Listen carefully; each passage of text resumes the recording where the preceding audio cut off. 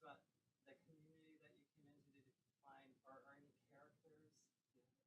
When I started studying clouds, I did look for like minded, curious naturalists, people who were not professional meteorologists, who were crazy about clouds as I was.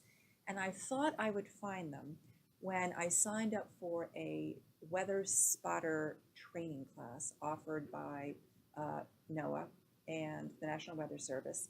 And it was being held at the Emergency Management Center north of Olympia. And I signed up to learn about the different clouds and to try to learn how to spot clouds that would potentially be harbingers of foul, bad weather, storms, tornadoes, even, so that our emergency management um, um, people could respond more effectively.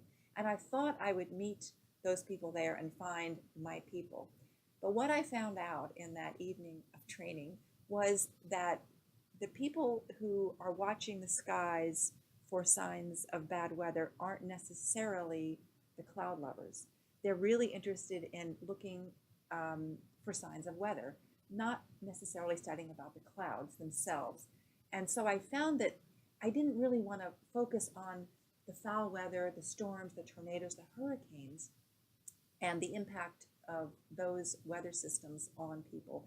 I really wanted to study the clouds themselves and the benign ones as well as the ones that bring our bad weather. So I struck out there, and it did take a while to find my community of people. And I found, luckily, one of the University of Washington research meteorologists, the gentleman Art Ragnow, who did the Guide to the Sky cloud poster, who had just retired from UW and was living in Arizona at the time.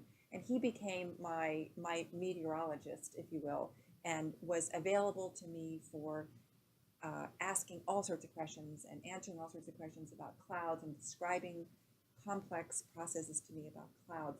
But the biggest community, so I had this one person and then a lot of people around me who were really curious about clouds but didn't necessarily want to talk about them or have a coffee club and talk about clouds.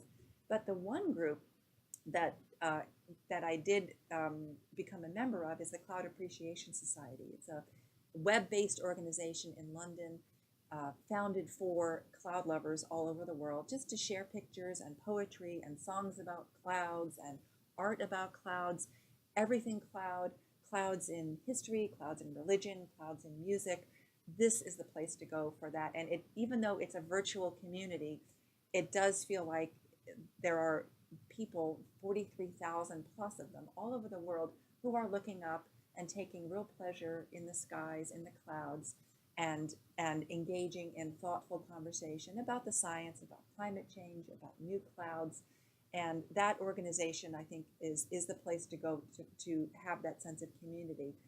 They've been working to develop real live events as well. So they do have cloud events in London, nothing like that here in the US, except the Cloud Atlas Project based out of Denver, which is a group based out of the Land Library in Colorado. And they are just launched a project to try to bring their community into more cloud awareness and establish cloud information, cloud art at bus stations and have cloud events. So I think in the last, I would say 10 years, there's been a real interest in looking skyward and observing the clouds and contributing observations and sharing information at a kind of global scale. And it's a great time to be doing that, to have that increased awareness as we have a changing climate, and clouds are a really critical part of that. So more eyes on the sky and more conversations about clouds